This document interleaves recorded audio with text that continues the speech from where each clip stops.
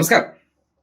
പത്മനാഭസ്വാമി ക്ഷേത്രത്തിലെ സ്വർണം മോഷ്ടിച്ചതിന് പിന്നാലെ പാലക്കാട് നെന്മാറ നിന്ന് നല്ല 916 സംഗിണി നെന്മാറ ക്ഷേത്രത്തിലെ ഭണ്ഡാരം കുത്തി തുറന്ന് പണം അടിച്ചുകൊണ്ട് പോയിരിക്കുകയാണ്. ഈ ഹിന്ദുക്കളുടെ ക്ഷേത്രം ഞങ്ങൾക്ക് ഇങ്ങ് വിട്ടുതാ എന്ന് പറയുന്നത് ഭക്തി കൊണ്ടെന്നാണ് നിങ്ങൾ കരുതുന്നുണ്ടോ?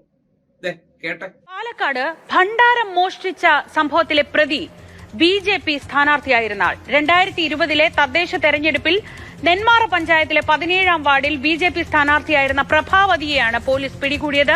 CCTV തെളിവുകളുടെ അടിസ്ഥാനത്തിലാണ് പ്രഭാവതി പിടിയിലായത്. ഇവരെ 3 വർഷം മുൻപ് പാർട്ടിയിൽ നിന്ന് പുറത്താക്കിയതാണെന്ന് BJP അറിയിക്കുന്നുണ്ട്. പ്രഭാവതി എന്ന കുലസ്ത്രീക്ക് അല്ലെങ്കിൽ സംഗിണിക്ക് എവിടെ നിന്നായിരിക്കും ഈ ക്ഷേത്രത്തിന്റെ ഭണ്ഡാരം കുത്തി തുറക്കാമെന്നുള്ള ആശയം ഉണ്ടായിരിക്കുന്നത്? വേറെ എവിടെ നിന്നാണ്? അതാണ് ശാഖ കോച്ചിങ് എന്ന് പറയുന്നത്. നിങ്ങൾ ഒരു കാര്യം ആലോചിച്ചാൽ മതി. ഈ അടുത്ത കാലത്ത് ശബരിമലയുമായി ബന്ധപ്പെട്ട് ഏതെങ്കിലും ഒരു സ്വർണം ഇപ്പൊ കടകംപള്ളിയോ ദേവസ്വം ബോർഡ് പ്രസിഡന്റോ കൈകൊണ്ട് തൊട്ടില്ലല്ലോ.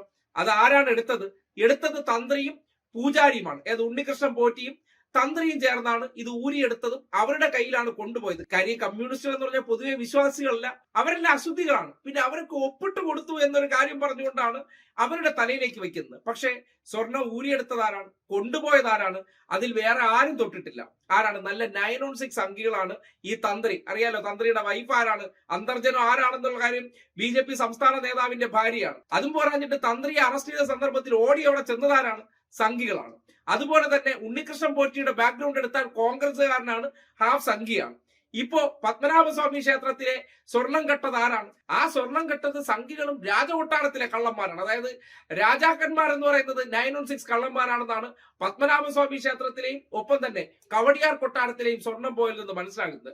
അതിന് പിന്നാലെ ഇപ്പോ ഇങ്ങനെ ഒരു സംഗിണി ക്ഷേത്രത്തിന്റെ ഭണ്ഡാരം കുത്തി തുറന്നു എന്ന് പറഞ്ഞാൽ ശാഖ ട്രെയിനിങ്ങിനിടയിൽ പറയുന്നത് ഈ അമ്പലങ്ങളിൽ വരുന്ന വരുമാനം, നമ്മൾ ഈ പാവപ്പെട്ടവരാണല്ലോ അവിടെ ചെല്ലുമ്പോഴത്തേക്കും ഈ ദക്ഷിണ കൊടുക്കുന്നത്, അവർ അധ്വാനിച്ചുണ്ടാക്കുന്ന പൈസ കട്ടെടുത്ത് തിന്നാനുള്ളതാണെന്ന് നമ്മുടെ കുലസ്ത്രീകളും കുലപുരുഷന്മാരും കരുതിയിരിക്കുന്നുണ്ടോ എന്ന് സംശയമുണ്ടാവുകയാണ്. ഈ 2023 തെരഞ്ഞെടുപ്പിൽ BJPയുടെ സ്ഥാനാർത്ഥിയായിരുന്ന പ്രഭാവതി ഇങ്ങനെ ഒരു കാര്യം ചെയ്യുമ്പോൾ ഹിന്ദു ക്ഷേത്രങ്ങളെല്ലാം കൂടി ഇവരുടെ കയ്യിൽ കൊടുത്താൽ എങ്ങനെയാണ് വെട്ടി തിന്നുക എന്ന് നിങ്ങൾ ആലോചിച്ച് നോക്കിയേ.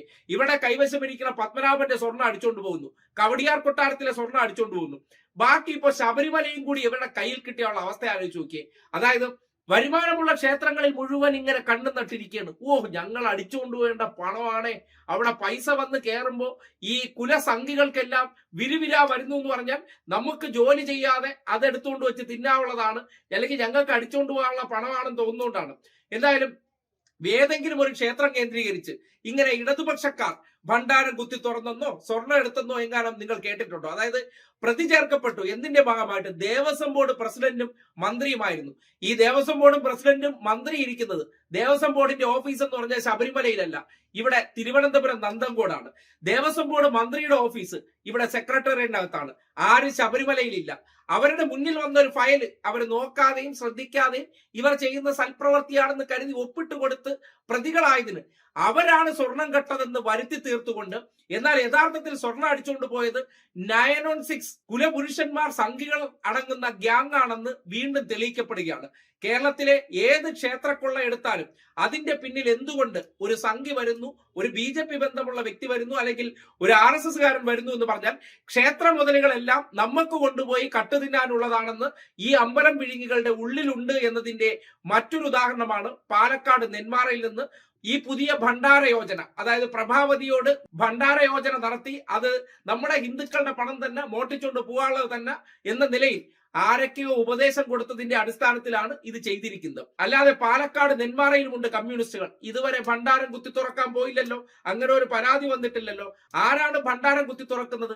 ഇന്നലകളിൽ അവിടെ വലിയ ഭക്തരായിട്ട് പോകുന്നവരാണ്. ഈ പത്മനാഭസ്വാമി ക്ഷേത്രത്തിലെ സ്വർണ്ണം അടിച്ചുകൊണ്ട് പോയതായാലും ശരി, നെന്മാറയിലെ സ്വർണ്ണം അടിച്ചുകൊണ്ട് പോയതായാലും ശരി, ഇങ്ങ് കവടിയാർ കൊട്ടാരത്തിലെ സ്വർണം, ഇവരെല്ലാം ഭക്ത കുചേലന്മാരാണ്. എന്തുകൊണ്ട് ഭക്ത കുചേലന്മാരുള്ളിടത്ത് അവരിലുള്ളവർ തന്നെ സ്വർണം കെട്ടെടുക്കുന്നു എന്ന് പറഞ്ഞാൽ ആർക്കാണ് ദൈവങ്ങളുടെ അടുത്തേക്ക് വരുന്ന സമ്പത്ത് കാണുമ്പോൾ അത് കണ്ട് വല്ലാത്ത വിരുവിരുപ്പും മോഷ്ടിക്കാനുള്ള അല്ലെങ്കിൽ കട്ടെടുക്കാനുള്ള ത്വര ഉണ്ടാകുന്നത് എന്തെന്ന് ആലോചിച്ചു കഴിഞ്ഞാൽ ഉള്ളിലെ ആ അമ്പലം വിഴുങ്ങി രോഗമാണ് എന്ന് കൃത്യമായി മനസ്സിലാക്കുക.